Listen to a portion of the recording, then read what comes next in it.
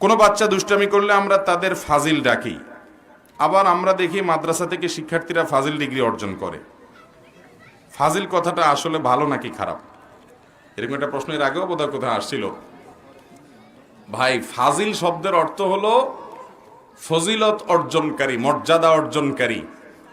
এটা মাদ্রাসাতে দাখিল পাশ করার পর, আলিম পাশ করার পর ফাজিল যখন পাশ করে মানুষ, তখন তাকে ফাজিল ডিগ্রিধারী বলে।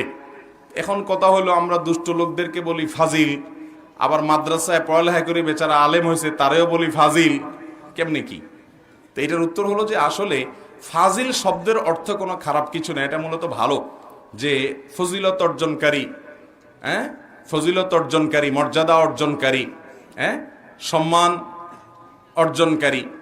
সে যেহেতু আপনার ফজিলত, এই ক্লাস শেষ করেছে, আলিম শেষ করেছে, দাখিল শেষ করেছে, আলেম হয়ে গেছে, স্নাতক শেষ করছে, সে এখন সম্মানিত, এই জন্য তাকে ফাজিল মানে মর্যাদা অধিকারী। ফাজিল শব্দের অর্থ মূলত ফজিলত অর্জনকারী, এটা ভালো।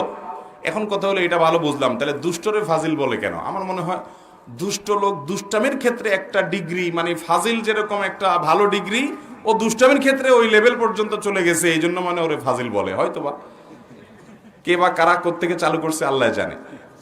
তবে এখানে একটা ভালো দিক হলো, আগের মুরব্বীরা এবং ওলামা একরাম দুষ্ট লোকদেরকেও এমন কথা বলতেন না যে কথা মন্দ হয়। আমরা তো এখন খারাপ লোককে খারাপ বলতে গিয়েও নিজে একটা খারাপ কাজ করি, একটা ডেঞ্জারাস এবং জঘন্য একটা কথা বলে ফেলি। এটা কি সওয়াব হবে না গুনাহ হবে?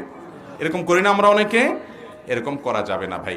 যেমন আপনি কাউকে বকা দিলেন, তাহলে আপনি বকা দেবেন, হে দুষ্ট তুমি এটা করিও না। আপনি হে দুষ্ট না বলে একটা পশুর নাম নিলেন, আমি আর নাম নিলাম না। গাদা তো খুব বেশি একটা অসুবিধার কিছু নেই, থাক, আর নিচে নেবেন না আপনি। এখন আপনি যদি একজন মনে করেন খারাপ মানুষ, আপনি খারাপ মানুষ এটা বোঝানোর জন্য তাকে আপনি একটা পশুর সাথে তুলনা করে ডাক দিলেন অথবা মন্তব্য করলেন লোকটা অমুক, তাহলে এটা এক ধরনের গালি কিনা বলেন? আর ইমানদার অন্য মুসলমানকে গালি দিবে না। নির্দিষ্ট কোনো ব্যক্তিকে ধরে আপনার গালাগালি করা, গালিবাজি করা, এটা জায়েজ নাই। বিধায় এগুলো আমরা করব না।